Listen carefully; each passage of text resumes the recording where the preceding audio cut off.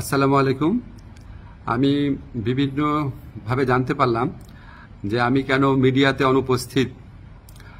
এটা নিয়ে সোশ্যাল মিডিয়াতে বিশেষ করে বিভিন্ন জল্পনা কল্পনা হচ্ছে এবং কেউ কেউ এই ধরনের আজগুবি কথাও বলছেন যে আমি নাকি বিদেশে চলে যাচ্ছি। আমি সবাইকে আশ্বস্ত করতে চাই যে এই ধরনের কোনো পরিকল্পনা এমনকি চিন্তাও আমার মাথায় নাই, প্রশ্নই আসে না।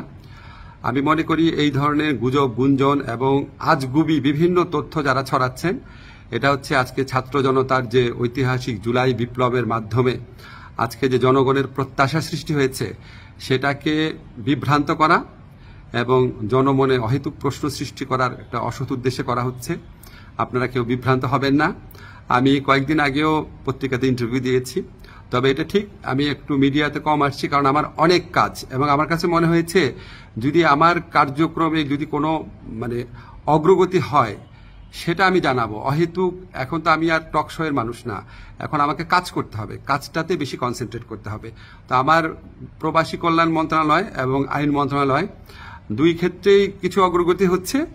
অল্প কিছুদিনের মধ্যে আপনাদেরকে অগ্রগতিগুলো জানাবো। আর এই ধরনের গুজব গুঞ্জন যারা রটাচ্ছে তাদেরকে আমি অনুরোধ করব মিনিমাম ইনভেস্টিগেশন করে তারপর এগুলি বলেন, না হলে মানুষ তো আপনাদেরকে মিথ্যাবাদী ভাববে, ঠিক না?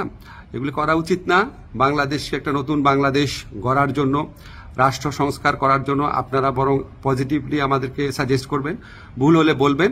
একদম সম্পূর্ণ আপনার আজগুবি, একদম অবিশ্বাস্য অকল্পনীয় তথ্য এগুলি দেওয়া তো কোনো মানে হয় না, এটা এক ধরনের চরিত্র হননও। তো এগুলি করা ঠিক না।